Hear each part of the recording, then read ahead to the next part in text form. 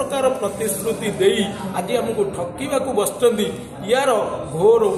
आंदोलन करा जिवो एवं जो आमर विद्याधर महांती महाशय जो भत्ता संघर्ष समिति नाम रे एक अनुष्ठान गठन करिसंदी एवं एतिरे आज जो तार प्रतिष्ठा दिवस 27/9/2024 शुक्रवार आमर बुद्ध मंदिर प्रांगण रे जो प्रतिष्ठा दिवस पालन करागला एतिरे भारतर सॉरी ओडिशार कोण अनुकोणरू 30 जाक जिल्लारू समस्त सभ्य समस्त भत्ता हिताधिकारी माने आसीथिले एवं तांकर प्रयास तांकर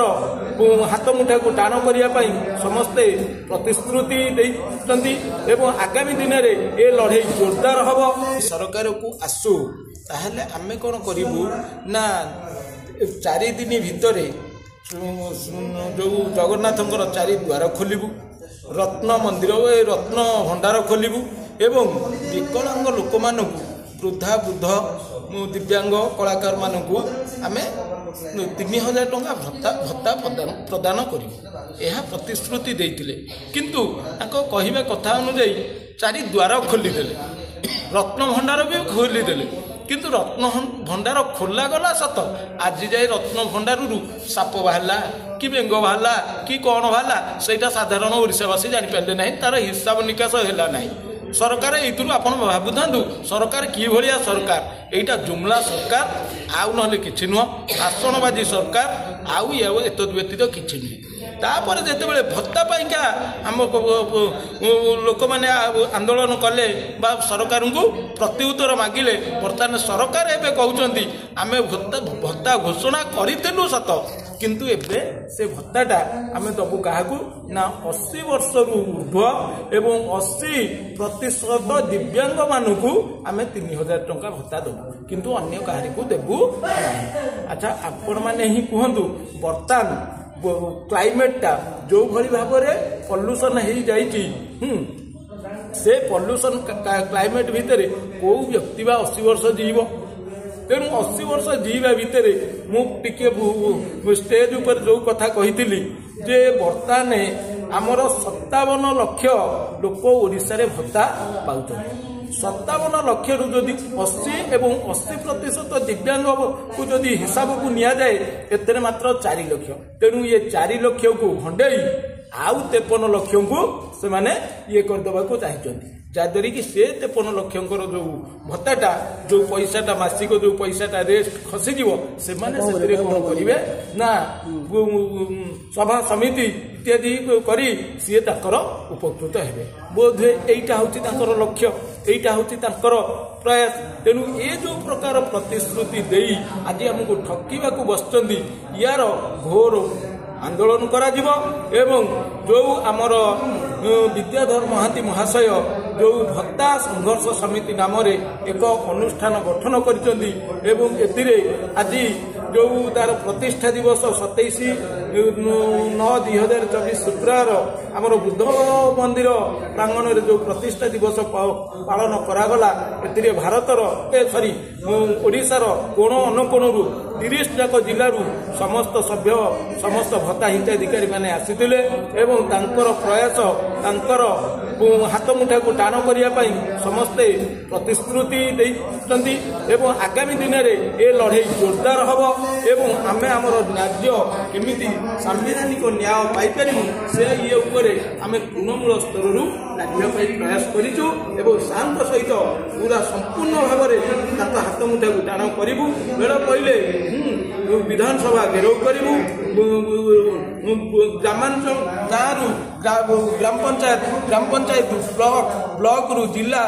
रु राज्य एतिरे कौनसी दिले मात्र अवहेला करिवु नाही सार प्रतिश्रुति केमिति सफल रूपायन हबो सेतिपेंगा जोरदार लड़ाई मध्यम करिवु किंतु चाहूची हमर एटा जे कथा होतिला बर्तमान जो बीजेपी सरकार को आसीचंदी सी कहउचंदी से कहउचंदी जे 24 वर्ष सरकार कौन करछि आज्ञा मुझे कहबी मते हला 42 वर्ष मु भत्ता 20 टंका रु आज्ञा पाई तृतीय क्लास रे पाठ पढ़ुथली मु सेही ठारू ही भत्ता पाई आछि 20 जो गुटा कि हमर कांग्रेस सरकार पीरियड रु मु भत्ता पाई आछि ଯେତେବେଳେ 24 ବର୍ଷର ସରକାରକୁ ଆଜି ଏମାନେ ଯେଉଁ ନିନ୍ଦା କରୁଛନ୍ତି ଏହାର ମୁଁ ଘୋର ବିରୋଧ କରିବି। କାହିଁକି ମୁଁ ଏଇଥିପାଇଁକା କହୁଛି ଯେ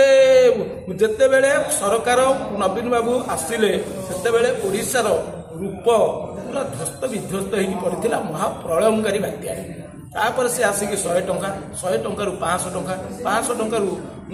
700 ଟଙ୍କା, 700 ଟଙ୍କାରୁ 1200 ଟଙ୍କା ଦେଇଛନ୍ତି। ସେ କେବେ ଏଭଳି ପ୍ରତିଶ୍ରୁତି ଦେଇନଥିଲେ ଆମେ 3000 ଦେବୁ, ଆମେ 5000 ଦେବୁ, ଆମେ ଇଏ କରିବୁ। ଏଇଟା କେବେ ହେଲେ ସେ ପ୍ରତିଶ୍ରୁତି ଦେଇନଥିଲେ। ବରଂ ସିଏ ଦର ଦାମକୁ ନେଇ ବର୍ତ୍ତମାନ ସ୍ଥିତିକୁ ନେଇ ସିଏ କ'ଣ କରିଛନ୍ତି ନା ତାଙ୍କର ସେଇ ମାତ୍ରାରେ ଭତ୍ତାଟାକୁ ବଢ଼େଇ ଆସୁଥିଲେ। କିନ୍ତୁ ଇଏ ଯେଉଁ ବିଗତ ଦିନରେ ଯେଉଁ 24 ଜେନେରାଲ ଇଲେକ୍ସନ ପୂର୍ବରୁ ସିଏ ବି ଆମକୁ ଭତ୍ତା 700ଟାକୁ 1200 ଟଙ୍କା କରିଥିଲେ। କିନ୍ତୁ ସିଏ 1200 ଟଙ୍କା କଲା ପରେ ଇଏ ଯେତେବେଳେ ଇସ୍ତାହାର ରଖିଲେ ଯେ ଆମେ 3000 ଦେବୁ, ବିଜେଡି ସରକାର ତ ଚାହିଁଥିଲେ ସିଏ କହିଥାନ୍ତା ମୁଁ 3500 ଦେବି। ଯଦି ବଢ଼େଇ ପାରିଥିଲେ ସିଏ ବି ଚାହିଁଥିଲେ କହିପାରିଥାନ୍ତେ ମୁଁ 3500 ଦେବି। ସିଏ ତ କାହିଁ ଇସ୍ତାହାରରେ ଏମିତି ଘୋଷଣା କରିନଥିଲେ। ଆଜି ଏ ସରକାର ଯେଉଁ ସେ ସରକାରକୁ ଦୋଷାରୋପ କରୁଛନ୍ତି,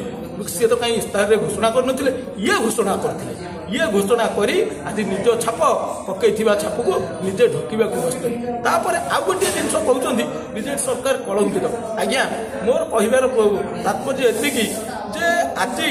କୌଣସି ଯିଏ ସେବା ମନୋଭାବ ରଖିଛି a service to mankind is service to God. Madhav ସେବା ହିଁ ଏ ମଣିଷ ସେବା ହିଁ ପ୍ରକୃତ ମାଧବଙ୍କ ସେବା। এইটা যে মুনি ঋষি মানে লিখিছেন দ্যাট ইজ করেক্ট, সেতরে হেলে সন্দেহ নাই। সমস্ত নেতা মানে আজ্ঞা লোক সেবা করা আসুনা, সমস্ত